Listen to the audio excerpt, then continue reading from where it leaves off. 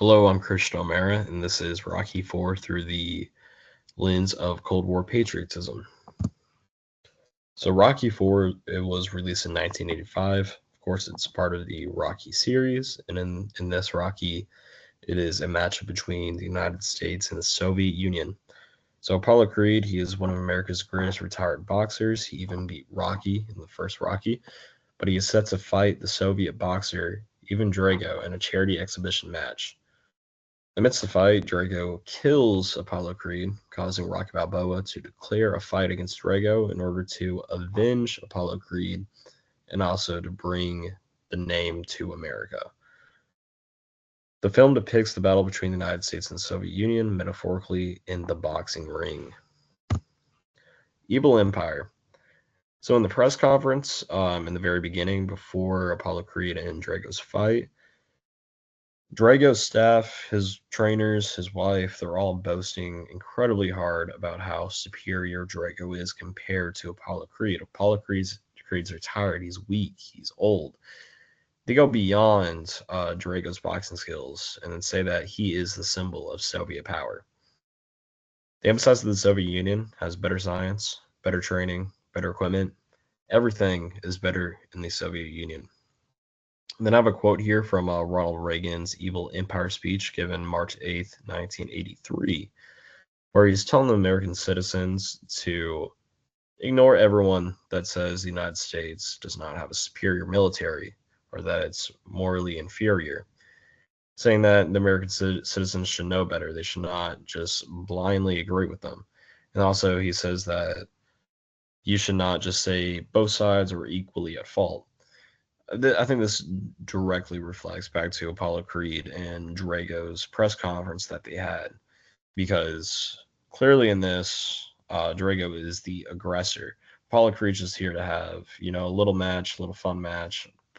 Clearly not the same with Drago and his team. They are over emphasizing the strength that the Soviet Union has and downplaying Apollo Creed, aka America, in this situation. And then just piggybacking off of that, I have a quote by Apollo Creed that I thought really connected with class material. He says, "Now you just hold on here. Don't make me out to be the bad guy. I came here for a friendly exhibition bout."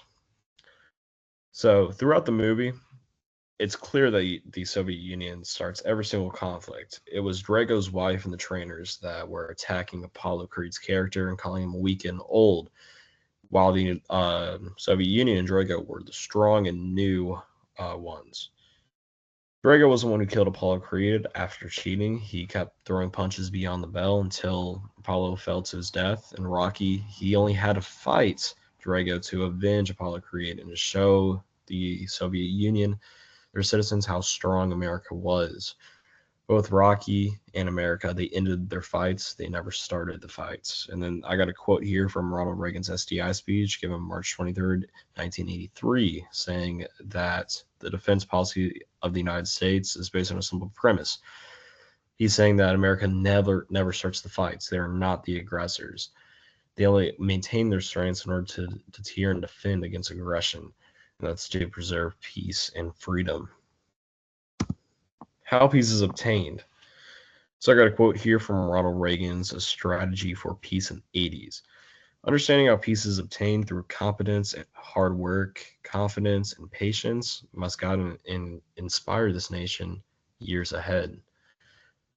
So in Rocky 4, Rocky was a retired boxer. He's slightly out of shape. He hasn't fought in a while, but he needed to come out of retirement to avenge Apollo Creed. He walked into the Moscow room with confidence. Drago, he was talking some trash. He completely ignored it. He was sure of himself. He worked so hard to gain back his physique and stamina that he once had as the greatest boxer in the world.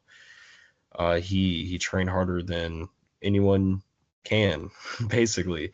And also in the final round, he did not throw a single punch until he knew that it was time to throw a punch, and that was when he was able to knock Ivan out.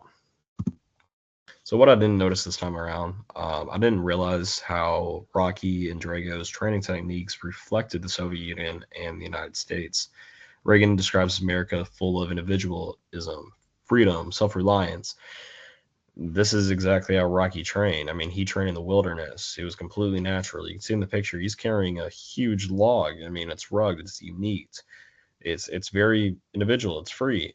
The Soviet Union, they presented themselves in a superior, stronger, and smarter way.